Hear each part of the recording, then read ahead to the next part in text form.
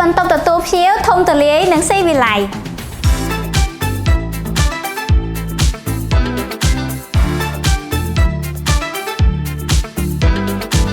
បរិវេណទទួលភ្ញៀវស្អាតប៉ុណ្ណឹងហើយចុះបរិវេណផ្ទះបាយវិញនេះគឺជា mini bar ដែលអមជាមួយនឹងផ្ទះបាយស្អាតនិងទាន់សម័យ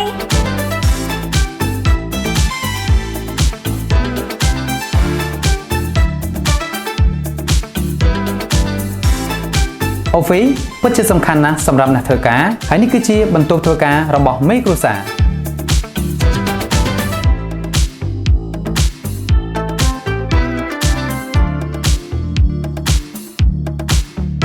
សម្រាប់អ្នកដែលមានសមាជិកគ្រួសារច្រើននៅក្នុងគ្រួសារតែងតែចង់បានផ្ទះដែលមានបន្ទប់គេងច្រើនហើយនេះគឺជាបន្ទប់គេងសម្រាប់សមាជិកគ្រួសារនីមួយៗ